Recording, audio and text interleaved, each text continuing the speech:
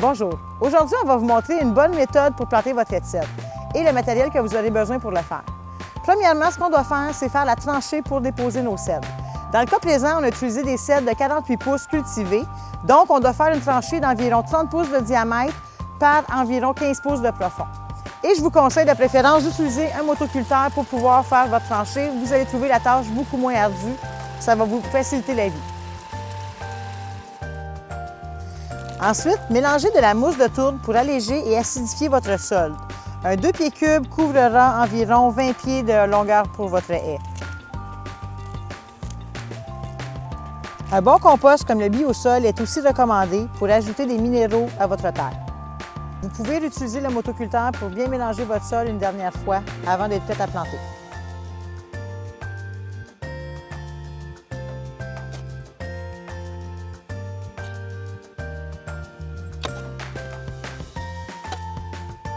Maintenant que notre tranchée est terminée et qu'on est prêt à placer nos cèdres, il nous reste à mettre notre engrais. On va commencer par utiliser la mycorhize, qui est un supplément de croissance qui va aider les racines à assimiler le phosphore du sol.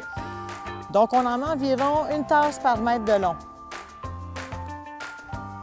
Donc maintenant, comme transplanteur, on va utiliser celui de Bionard, qui est la farine de crabe. On va utiliser à peu près 1,5 cup à 2 cups par plant de cèdre qu'on va mettre dans le fond de la tranchée. C'est important de mettre nos deux engrais complètement dans le fond et près des racines. On va mettre les racines directement dessus ensuite pour qu'ils soient rapidement assimilés par la plante.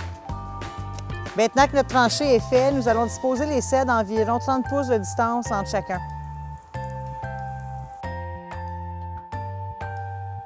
Maintenant qu'on repousse un peu la terre au pied des cèdres, on pilote avec nos pieds pour éliminer les poches d'air qui peuvent se retrouver dans le sol.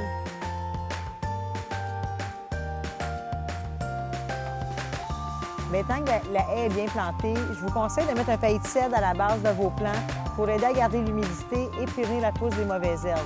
Deuxièmement, une hausse qui soigne, c'est très important, je vous le recommande fortement. Vous la passez en serpentin à travers de vos plants. Vous pouvez brancher la hausse dessus régulièrement dans les périodes où il fait chaud parce que la première année, vos cèdres vont avoir besoin de beaucoup d'eau, donc ça va vous donner moins de travail que d'arroser à chacun des plants. Donc maintenant que vous avez bien compris comment tout faire, je vous souhaite bonne chance pour le faire à la maison. Vous allez avoir des bonnes réussites.